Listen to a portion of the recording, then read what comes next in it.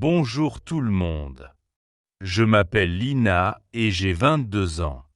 Je viens des États-Unis, mais maintenant, je vis en France. C'est une grande aventure pour moi. Aujourd'hui, je veux vous parler de ma vie ici. J'ai une question pour vous. Dites-moi en commentaire. Vous regardez cette vidéo depuis quel pays? Écrivez-le en français, s'il vous plaît. J'adore savoir d'où vous venez. Attractivité initiale DE venir en France quand j'étais petite. Je regardais des films français. Les rues étaient belles. Les gens mangeaient dehors. Ils buvaient du café et mangeaient du pain. Je voulais cette vie. Je pensais que la France était parfaite. Je voyais les monuments, les musées et les marchés. Tout semblait joli. Tout semblait calme et doux. Quand j'ai eu 22 ans, j'ai pris un avion pour Paris. J'ai dit au revoir à ma famille. J'ai mis mes vêtements dans une valise. J'ai pris mon téléphone, mon ordinateur et mes livres. J'étais très excité. Les premières semaines en France étaient magiques. Je me promenais dans les rues. Je regardais les balcons. Je prenais des photos. Je mangeais des croissants tous les matins. Je suis allé au supermarché. J'ai acheté du fromage, des fruits et du chocolat. Je suis allé au marché. J'ai parlé avec un vendeur. Il m'a donné un grand sourire. Je prenais le métro tous les jours. Je regardais les gens. Je lisais les panneaux en français. Je me sentais comme dans un rêve. Je visitais des musées. Je marchais dans les jardins. Je buvais un chocolat chaud dans un petit café. Je me disais souvent, c'est la vie que je veux.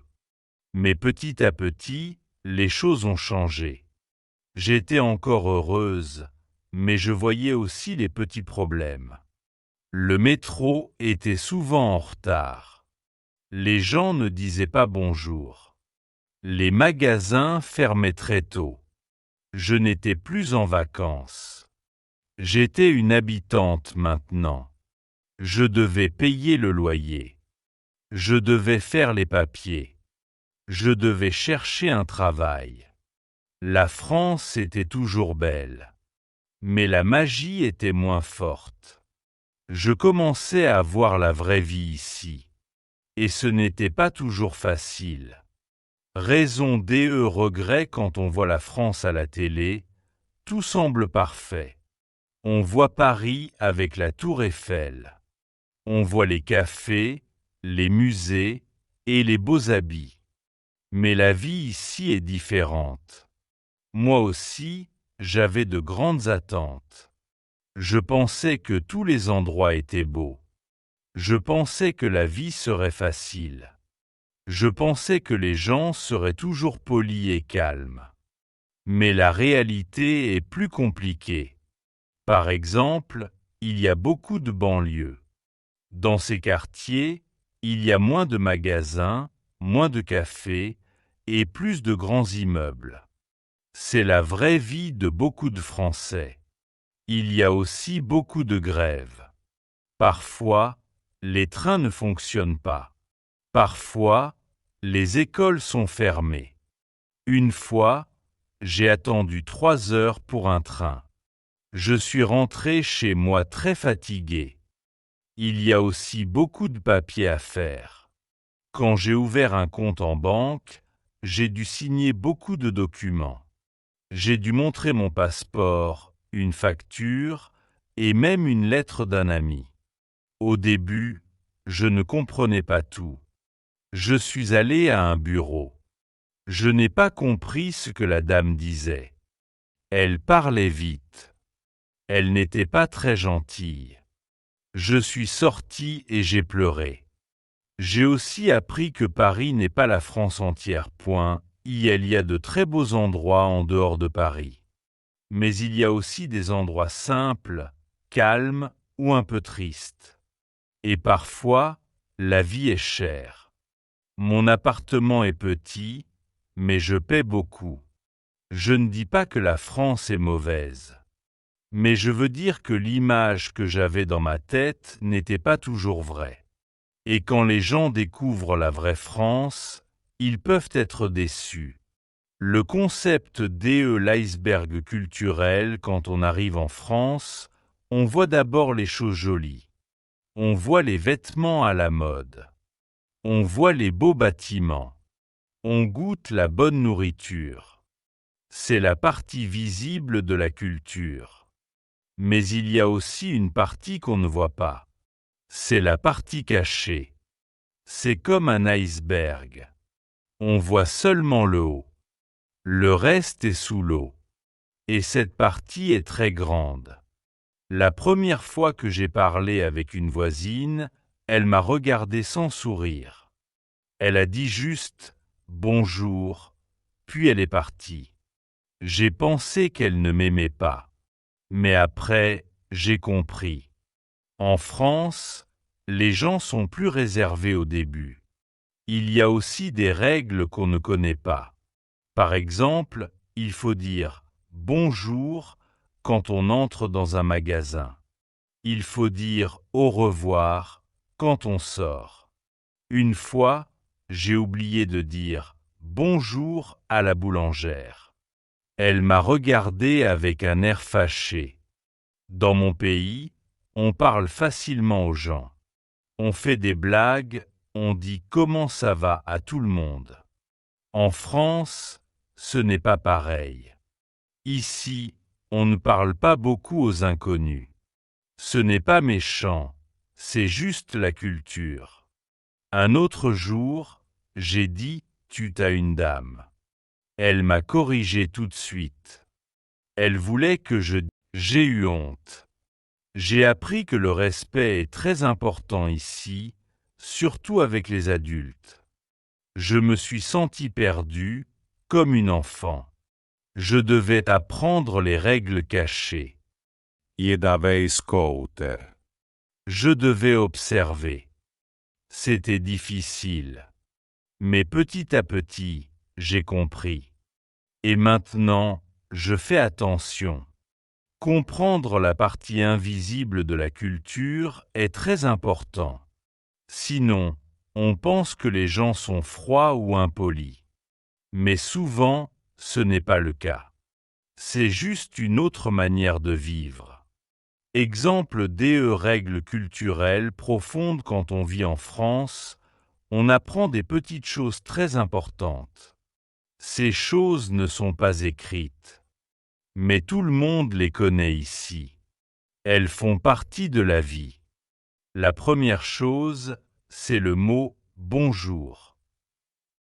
En France, il faut dire bonjour à chaque personne. C'est normal. Si on ne le dit pas, on peut paraître impoli. Moi, j'ai appris cela le premier mois. J'étais dans une boulangerie. J'ai demandé un pain sans dire bonjour. La dame ne m'a pas répondu. J'ai compris ma faute. Maintenant, je dis bonjour partout. À la pharmacie, au marché, dans les petits magasins. Je dis aussi merci et au revoir. Ces mots sont simples, mais très importants. Une autre chose que j'ai apprise. En France, les gens ne parlent pas beaucoup avec des inconnus. Par exemple, dans le bus, personne ne parle.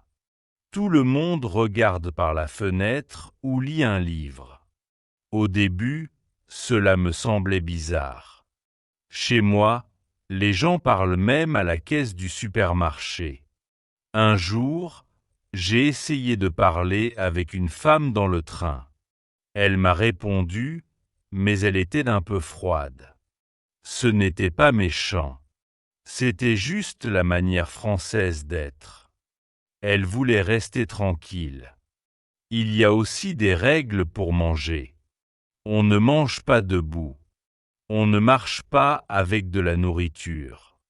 Moi, J'ai mangé une pomme en marchant dans la rue. Un monsieur m'a regardé d'un air surpris. J'ai eu un peu honte. Et à table, il faut parler doucement. Il ne faut pas faire de bruit avec la bouche. Il faut aussi garder les mains sur la table. Je ne savais pas ça avant.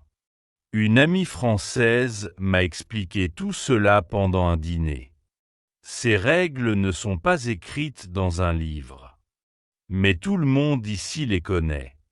Si on les respecte, les gens nous respectent aussi. C'est comme un petit code secret. Et maintenant, je commence à le comprendre. Courbe d'apprentissage DE, la VIE quotidienne quand on arrive dans un nouveau pays, on doit tout apprendre. Même les choses simples deviennent compliquées. C'est comme être un enfant encore une fois. Par exemple, la première fois que j'ai utilisé la douche, je ne comprenais pas. Il y avait 2 robinets et un bouton. J'ai tourné le mauvais robinet. L'eau était froide. J'ai appuyé sur un bouton et l'eau s'est arrêtée. J'ai ri, mais j'étais aussi frustré. Un autre jour, j'ai voulu faire une machine à laver. J'ai mis mes vêtements. J'ai mis la lessive. Mais je ne savais pas quel bouton appuyer. Il y avait trop d'options. J'ai envoyé une photo à une amie française. Elle m'a dit quoi faire. Je n'ai pas de sèche-linge ici. En France, beaucoup de gens font sécher le linge sur un fil. J'ai acheté un séchoir. Maintenant, je mets mes habits dessus. Cela prend du temps. Chez moi, tout allait plus vite. Il y a aussi les courses. Les sacs ne sont pas gratuits. J'ai appris à prendre mes sacs moi-même. Une fois, j'ai oublié. J'ai dû porter tout dans mes bras. C'était très drôle, mais pas pratique. Je me souviens d'un autre jour. J'ai voulu acheter un médicament. En France, on ne trouve pas tout au supermarché. Il faut aller à la pharmacie. J'ai attendu mon tour. J'ai dit mes symptômes. La pharmacienne m'a posé beaucoup de questions. J'étais un peu stressé. Mais elle m'a aidé. En France, il faut aussi apprendre à vivre sans certaines choses pratiques. Les magasins ferment tôt. Le dimanche, presque tout est fermé. Une fois, je n'avais plus de pain. J'ai cherché partout. Tout était fermé. Maintenant, je pense à acheter à l'avance. Tous ces petits défis sont normaux. Mais au début, ils sont fatigants. Je me sentais lente. Je me sentais bête parfois. Mais avec le temps, je me suis adapté. Maintenant, je connais les habitudes. Et je me sens plus à l'aise. Bureaucratie, défis administratifs en France, il y a beaucoup de papiers à faire. Pour chaque chose, il faut remplir un formulaire. Il faut montrer une preuve. Et parfois, il faut attendre longtemps. Quand je suis arrivé, j'ai voulu ouvrir un compte en banque. Je suis allé dans une agence. J'ai attendu mon tour. Puis, la dame m'a demandé beaucoup de choses. Elle voulait mon passeport, un contrat de logement, un numéro de téléphone, une facture et une attestation. J'étais surprise. Je n'avais pas tout ça. J'ai dû revenir 3 fois. À chaque fois, il manquait un document. Une fois, la photocopie n'était pas bonne. Une autre fois, la date n'était pas correcte. J'étais fatigué. J'ai failli abandonner. Un autre problème. Pour faire une carte de séjour, il faut aller à la préfecture. Mais les rendez-vous sont rares. J'ai regardé le site tous les jours pendant une semaine. Rien. Puis un jour, j'ai vu un créneau libre. J'ai cliqué vite. J'étais soulagé. Mais le jour du rendez-vous, il pleuvait. J'ai pris le bus, puis le métro. J'étais en retard. Je suis arrivé avec mes papiers mouillés. La dame m'a dit que ce n'était pas possible aujourd'hui. J'ai dû reprendre un rendez-vous. Les livraisons sont aussi compliquées. Un jour, j'ai commandé un colis. Le livreur est venu, mais je n'étais pas là. Il est parti sans laisser un mot. J'ai cherché mon colis pendant une semaine. Finalement, il était dans un bureau de poste. Et le dimanche, tout est fermé. Pas de poste, pas de banque, pas de médecin.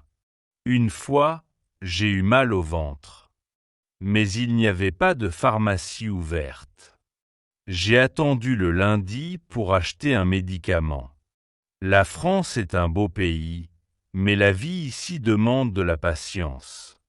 Il faut être calme. Il faut préparer tous les documents. Il faut faire des copies. Et surtout, il faut rester motivé. Maintenant, je connais le système. Mais au début, c'était vraiment difficile. Travaille tes réalités financières. Quand je suis arrivé en France, je pensais trouver un bon travail vite. Je pensais aussi que les salaires seraient hauts. Mais la réalité est différente. J'ai trouvé un petit travail dans un café. Je servais des boissons. Je nettoyais les tables. Je parlais avec les clients. C'était bien, mais je gagnais peu. Mon salaire ne suffisait pas pour payer toutes mes dépenses. Le logement coûte cher. Mon studio est petit. Il y a une seule pièce. La cuisine est très simple. Mais je paie beaucoup chaque mois. Je dois faire attention à l'argent. Le travail en France est différent.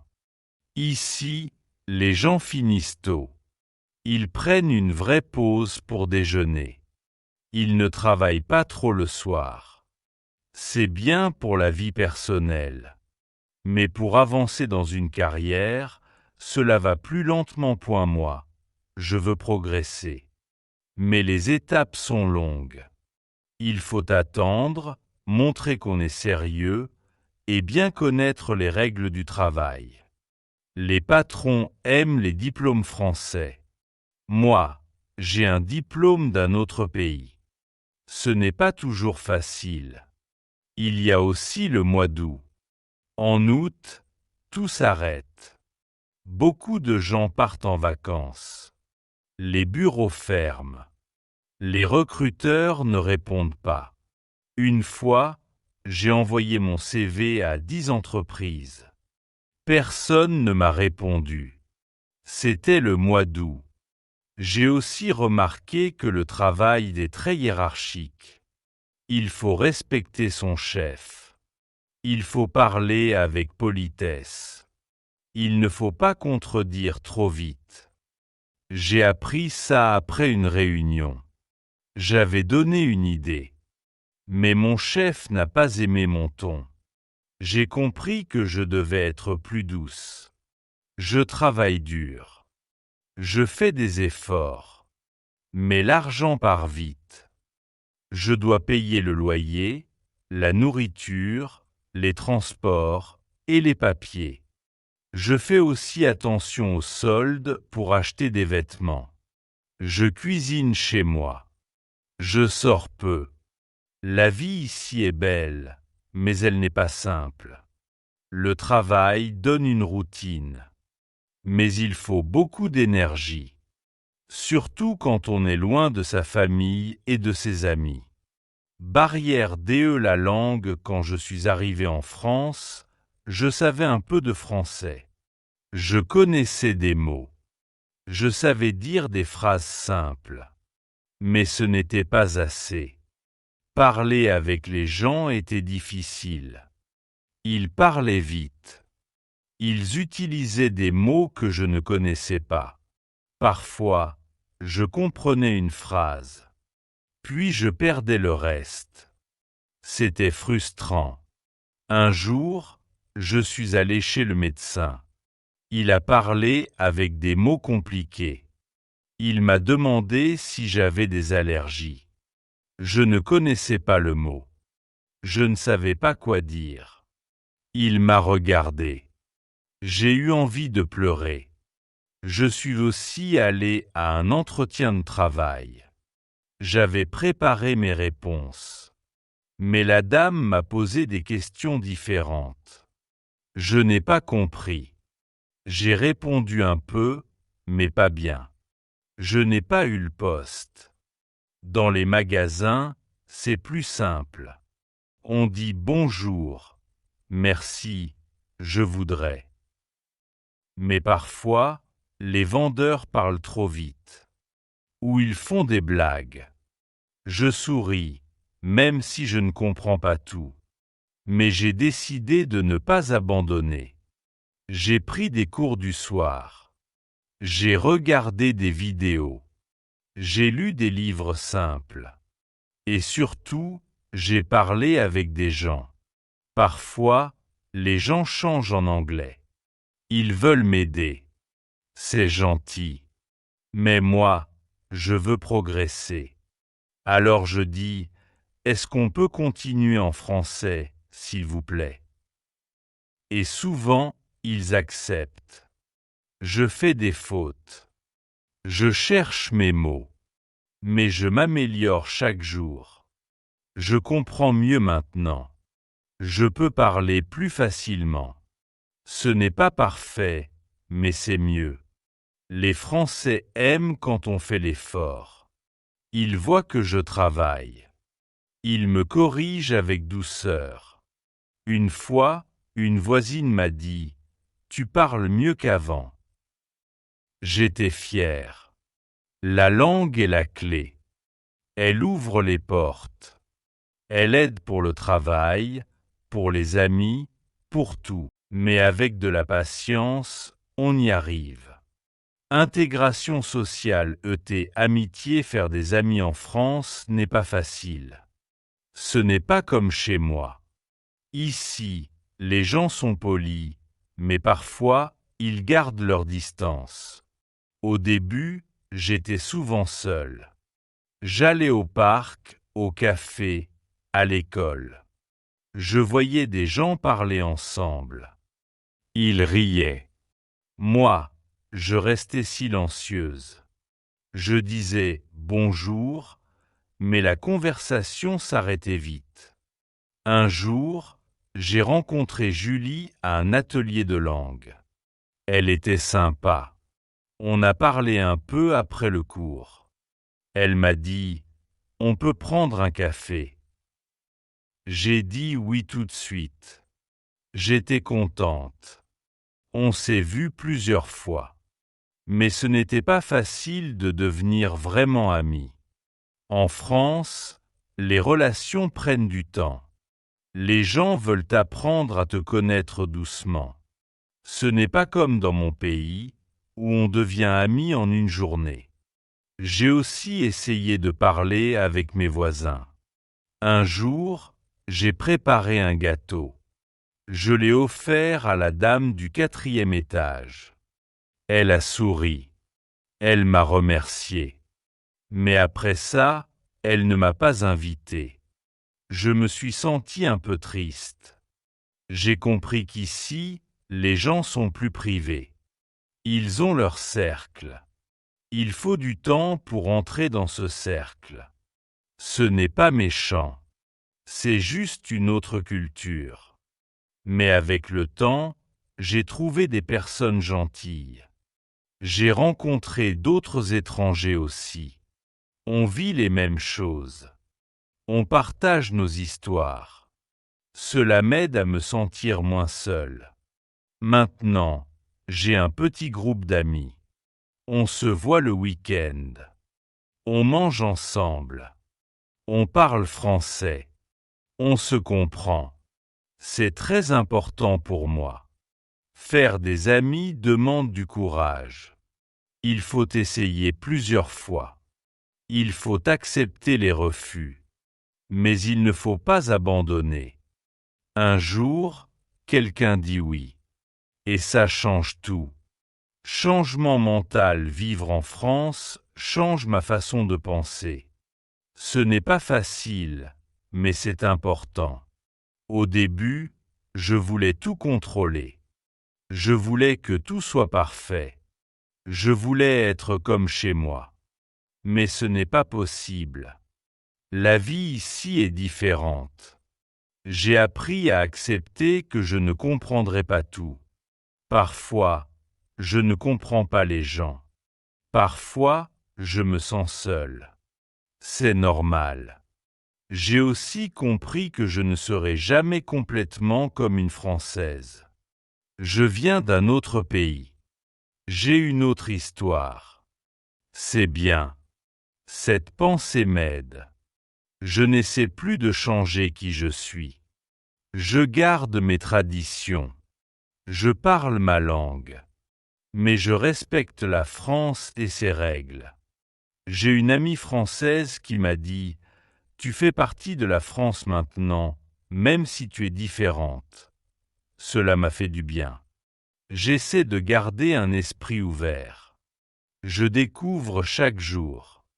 Parfois, c'est dur. Parfois, c'est joyeux. Mais c'est mon chemin. Je sais que la vie est un voyage. Parfois, on avance vite. Parfois, on recule. Mais on continue toujours. Cette idée m'aide à rester positive. Même quand les choses sont difficiles, je sais que c'est normal. Je ne suis pas seul.